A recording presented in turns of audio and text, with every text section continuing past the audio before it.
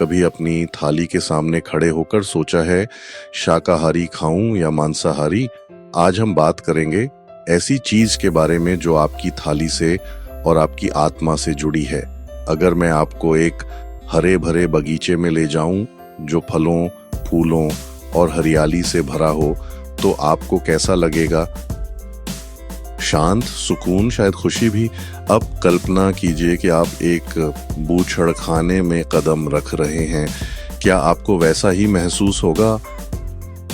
ये अंतर इतना शक्तिशाली फिर भी अक्सर नजरअंदाज कर दिया जाता है। ये कुदरत का हमें संकेत देने का अपना तरीका है। आज हम उन संकेतों को समझेंगे और उस सवाल का जवाब देंगे जो हम में से कई लोग खुद से चुपचाप पूछते हैं, मुझे वास्तव में क्या खाना चाहिए?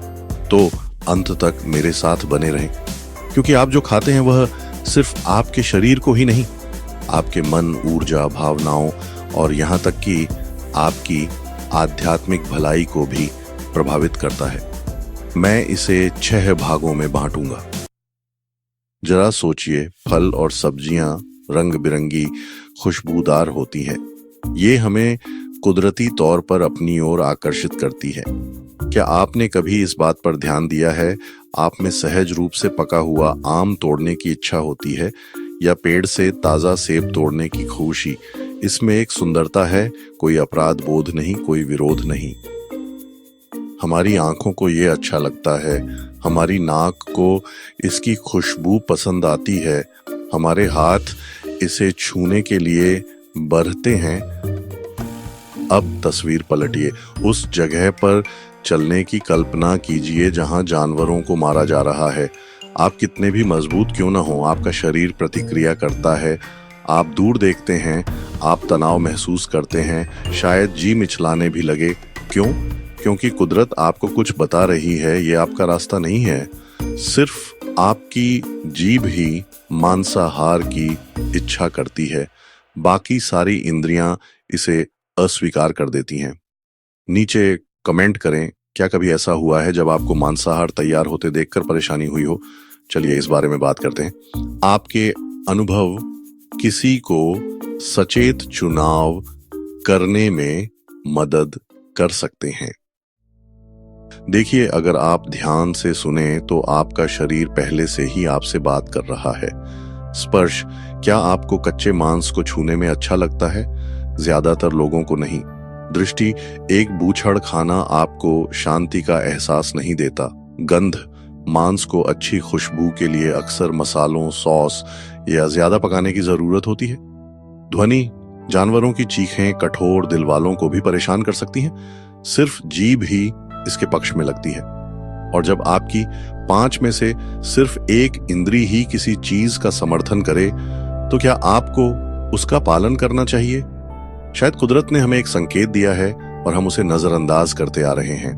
बचपन से हम में से कई लोगों को यह मानने के लिए कंडीशन्ड किया गया था कि मांस प्रोटीन है, प्रोटीन शक्ति है, इसलिए मांस खाओ। लेकिन क्या यही पूरी सच्चाई है? जब आप बच्चे थे तो आपने मुर्गे को खाने का सपना नहीं देखा था। आप तितलियों के पीछे भागते थे, शायद आप बकरियों को खाना खिलाते थे, आप जानवरों से प्यार करते थे। उन्हें खाने का ख्याल आपके मन में भी नहीं आया होगा।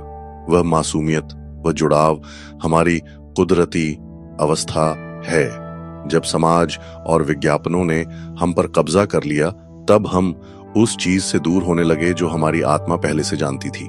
अगर ये बातें आपको समझ आ रही हैं तो इस वीडियो को लाइक करें। आपका एक लाइक हमें आप जैसे और लोगों तक पहुंचने में मदद करता है जो हीलिंग और क्लैरिटी की तलाश में है।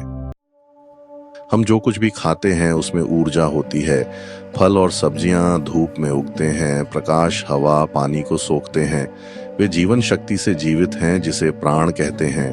अब मांस में ऊर्जा के बारे में सोचें। एक जानवर जो डर, तनाव और दर्द में मारा जाता है, क्या उसकी ऊर्जा गायब हो जाती है? यह आपके खाने का हिस्सा बन जाती है और धीरे धीरे आप ज्यादा गुस्सैल, ज्यादा बेचैन, कम शांत महसूस करने लगते हैं। ये कोई फलसफा नहीं है, ये विज्ञान और कंपन है। आपका खाना आपकी मानसिकता बन जाता है, आपका मूड, आपके विचार। इसलिए जब आप कहते हैं मुझे इन दिनों शांति नहीं मिल रही है।